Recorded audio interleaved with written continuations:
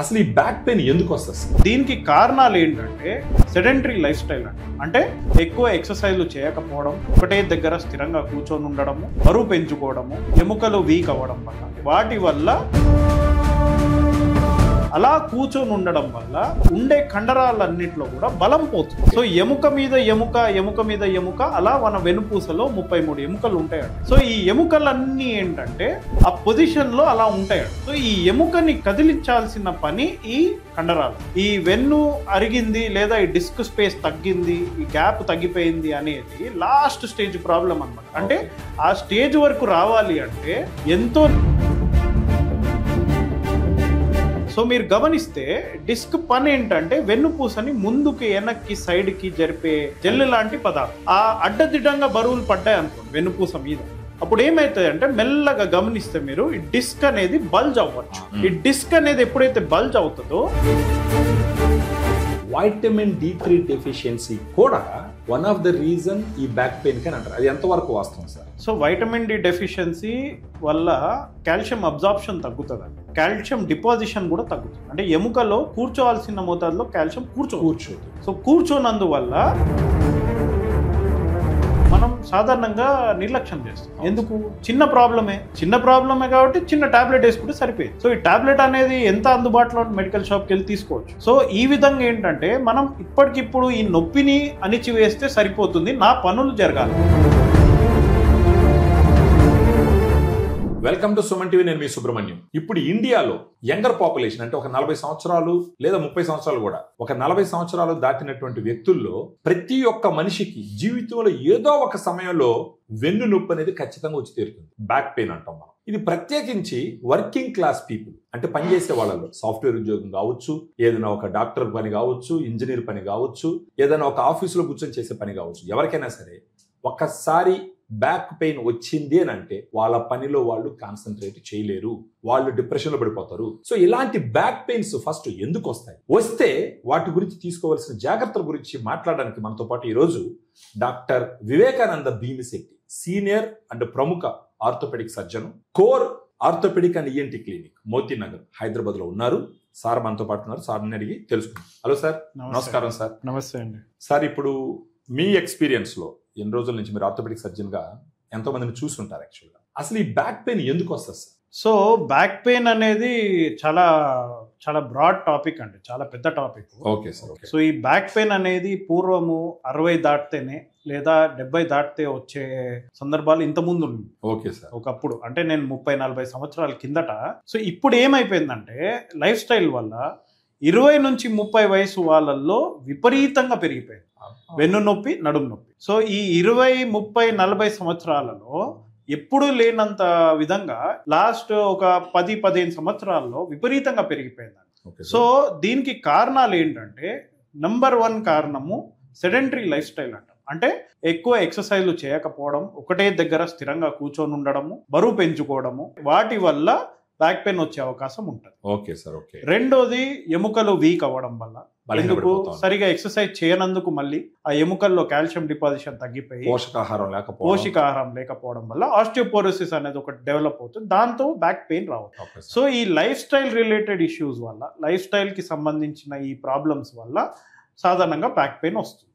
So ఒక IT ఎంప్లాయీని తీసుకుందాం, లేదా ఒక బ్యాంక్ ఎంప్లాయీని తీసుకుందాం, లేదా ఒక క్లర్క్, లేదా ఒక అకౌంటెంట్, లేదా డాక్టర్లు కూడా కూర్చొని ఎక్కువ సేపు కూర్చొని ఓపీలు చూసే డాక్టర్లు కూడా ఈ బ్యాక్ పెయిన్లు అనేది రావచ్చు. సో ఈ బ్యాక్ పెయిన్ ఎందుకు వస్తుంది? మెయిన్ ఏంటంటే అండి, అలా కూర్చొని ఉండడం వల్ల ఉండే కండరాలన్నిట్లో కూడా బలం పోతుంది. ఈ వెన్నుముకకు సపోర్ట్ చేస్తే కండరాలు వీక్ అయిపోతుంది. సో ఎముక ఒక్కటి సపరేట్ గా తీసుకున్నాం అనుకోండి, వెన్నులో ఒక ఎముకని పక్కన పెడితే వెన్నులో ఎముకలన్నీ ఇలా సపరేట్ గా ఒక్కొక్కటి చూస్తే అదంతట అది కదలదండి ఎముక. ఓకే. సో ఎముక మీద ఎముక అలా మన వెనుపూసలో 33 ఎముకలు ఉంటాయండి. ఓకే. సో ఈ ఎముకలన్నీ ఏంటంటే ఆ పొజిషన్ లో అలా ఉంటాయండి. సో ఈ ఎముకని కదిలించాల్సిన పని ఈ కండరాలు, పక్కన మజిల్స్. సో ఎముక అరిగిపోవడం అనేది లాస్ట్ స్టేజ్ ప్రాబ్లం అండి. ఈ వెన్ను అరిగింది లేదా ఈ డిస్క్ స్పేస్ తగ్గింది, ఈ గ్యాప్ తగ్గిపోయింది అనేది లాస్ట్ స్టేజ్ ప్రాబ్లం అన్నమాట. అంటే ఆ స్టేజ్ వరకు రావాలి అంటే ఎంతో నిర్లక్ష్యం అయితే కానీ ఆ స్టేజ్ వరకు రారు. ఓకే. సో తీసుకోవాల్సిన జాగ్రత్తలు ఏంటంటే రెగ్యులర్గా ఎక్సర్సైజ్ చేయడము, సిట్టింగ్ పోస్చర్ కరెక్ట్ పెట్టుకోవడము. సో ఆ జాగ్రత్తలు తీసుకుంటూ ఏంటంటే ఈ వెన్నుపూస ప్రాబ్లంలు పొడిగించవచ్చు, అంటే లేదా లేకుండా జాగ్రత్తలు పడవచ్చు. ఓకే.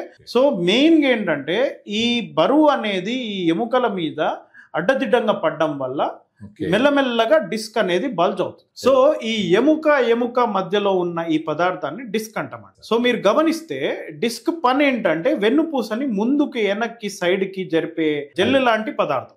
సో దాని పని ఏంటి, ఒకటి మూమెంట్ ని కలిగించడం, అంటే ముందుకి వెనక్కి జరిగేటట్టు కలిగించడం.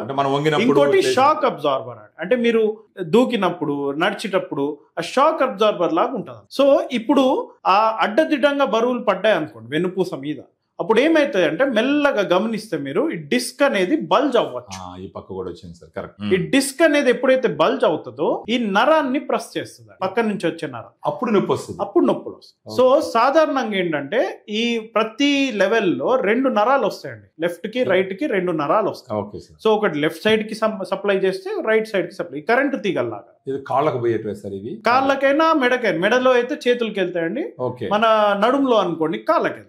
ఓకే. డిస్క్ అనేది వెన్ను ఈ నరం మీద పడుతుందో అప్పుడు ఆ నరం అంతా నొప్పి లేవడం గానీ, మొద్దుబారడం గానీ, స్పర్శ తగ్గడం గానీ, ఇట్లా సూదులు గుచ్చినట్టు మంట లాంటి ఫీలింగ్లు కొందరికి ఉంటాయి. నాకు ఇంకో డౌట్ సార్, జనరల్ గా ఈ వర్కింగ్ క్లాస్ పీపుల్ ఇండోర్ లో ఎక్కువ ఉంటారు, ఎండలకు పోరోళ్ళు. నాకున్న లిటిల్ బిట్ మెడికల్ అండర్స్టాండింగ్ లో వైటమిన్ D3 డెఫిషియన్సీ కూడా వన్ ఆఫ్ ద రీజన్ ఈ బ్యాక్ పెయిన్ కి అని అంటారు. అది ఎంతవరకు వాస్తవం sir? So vitamin D deficiency వల్ల కాల్షియం అబ్జార్ప్షన్ తగ్గుతుందండి, కాల్షియం డిపాజిషన్ కూడా తగ్గుతుంది. అంటే ఎముకలో కూర్చోవాల్సిన మోతాదులో కాల్షియం కూర్చోదు. సో కూర్చోనందువల్ల ఎముకలు బలహీనపడతాయి, ఎముకల్లో బలం తగ్గుతుంది. సో బలం తగ్గడం అంటే ఏంటంటే మెత్తబడతాయి అన్నమాట.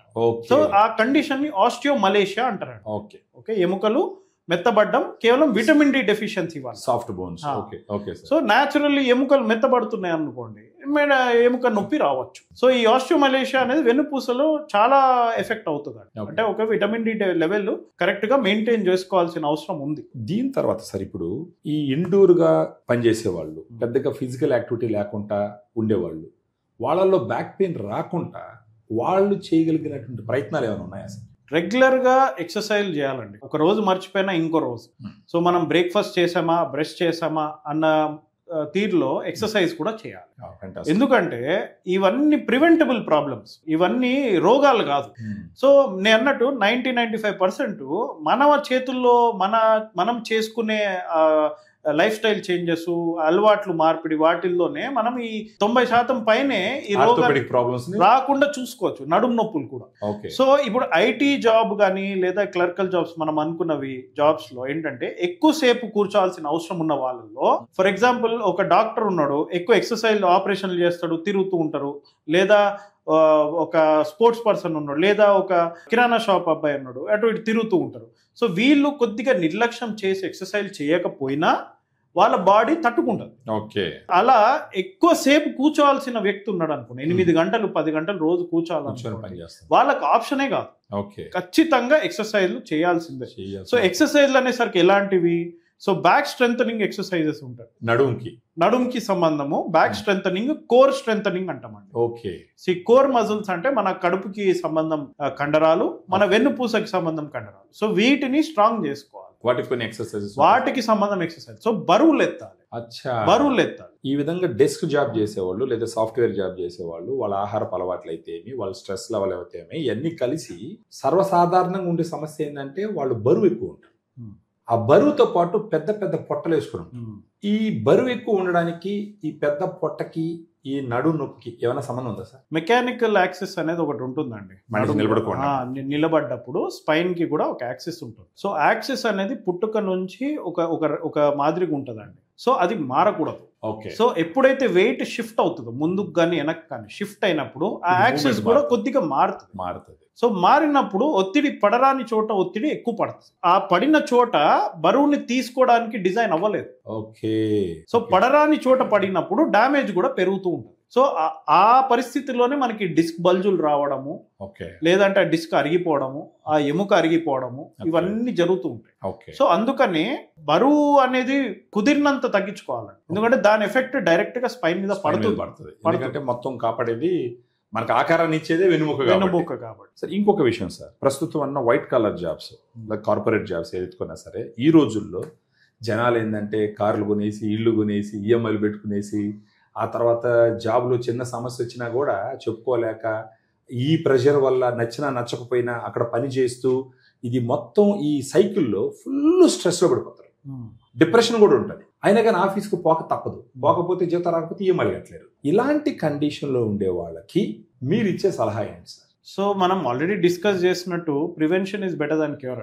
సో ఆ పరిస్థితి రాకుండా మనం జాగ్రత్తలు పడ్డం అనేది నెంబర్ 1 పాయింట్. ఆ స్ట్రెస్ కి సంబంధించి ఏదైనా సలహా చెప్తారా sir? So exercises is also part of అంటే kind of stress reliever. So మనకి ఇక్కడ విన్ విన్ సిచ్యువేషన్. అంటే మీరు నిజంగా ఎక్సర్సైజ్ చేస్తున్నారు అనుకోండి, అది స్ట్రెస్ కూడా ఉపయోగపడుతుంది. కరెక్ట్. అంటే వాళ్ళు జనాలందరూ కూడా ఏదో ఒక అవగాహన పెట్టుకోవాలండి. అంటే స్పోర్ట్స్ కావచ్చు, లేదంటే రిక్రియేషన్ కావచ్చు, సో స్విమ్మింగ్ కావచ్చు, ఏదో ఒకటి ఒక ఫ్యామిలీ యాక్టివిటీ లాగా పెట్టుకోవచ్చు. దాంతో ఏంటంటే యాక్టివిటీ పెరుగుతుంది. సో ఒకటే దగ్గర ఉండే తత్వం తగ్గుతుంది. సో చాలా మటుకు ఏంటంటే వారం అంతా కష్టపడి ఇప్పుడు వారము వీకెండ్ వచ్చేసరికి వాళ్ళకి ఏం చేయాలని తోచదు. సో ఆ అలసిపోయిన దీంతో వీకెండ్ వచ్చేసరికి ఒకటే దగ్గర కూర్చొని ఉందాము, సో ఒక పడుకునే ఉందాము, లేదా టీవీ చూసుకుందాము అన్న దీనిలో ఉంటారు. అలా కాకుండా వీకెండ్స్ ఏదైనా యాక్టివిటీ పెట్టుకుంటే, అంటే ఫిజికల్ గా యాక్టివిటీ పెట్టుకుంటే బాడీ కూడా కొద్దిగా తేలిక అవుతుంది. సో ఈ అన్ని రకాలుగా కూడా ఈ బ్యాక్ పెయిన్ దెబ్బతీసే మార్గం ఉంది. ఇలాంటి వాళ్ళకి మీరు ఇచ్చేది అంటే అట్లీస్ట్ ఇలా ఉన్నది చాలా మంది అది పూర్తిగా కంట్రోల్ చేయలేని పరిస్థితికి పోతే తప్ప డాక్టర్ దగ్గర రారు సార్, అన్ఫార్చునేట్ గా. సో నేను అడిగేది ఏంటంటే మిమ్మల్ని, ఇలాంటి కండిషన్స్ ఉన్న వాళ్ళకి మీరు ఇచ్చే మెసేజ్ ఏంటంటే వచ్చిన వెంటనే రమ్మంటారా, లేకపోతే అంతకు ముందరే వాళ్ళకి ఏదన్నా ఇండికేషన్స్ ఉంటాయా, నాకు ఇది ఏదో వచ్చేటట్టు ఉంది డాక్టర్ గారి దగ్గరకు పోతే బాగుంటుంది అనేసి అని?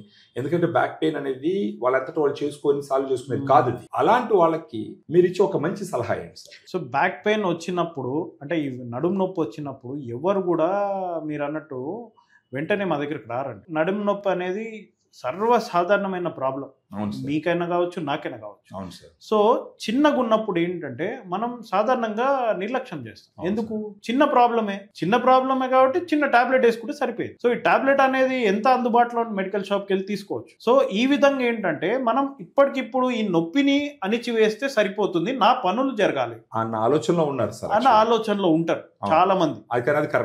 కరెక్ట్ కాదు. సో చిన్న నొప్పి అయినా పెద్ద నొప్పి అయినా ప్రాబ్లమే అండి. ఒకసారి వచ్చి టెస్ట్ చేయించుకోవడం మంచిది. చూస్తున్న ప్రతి ఒక్కరు నడువు నొప్పి అనేది ఒకటి మనం డిలే చేసేటటువంటి ఒక ఇష్యూ కాదు, ఎందుకంటే దానివల్ల మన లైఫ్ అన్ని రకాలుగా ఇబ్బంది పడుతుంది.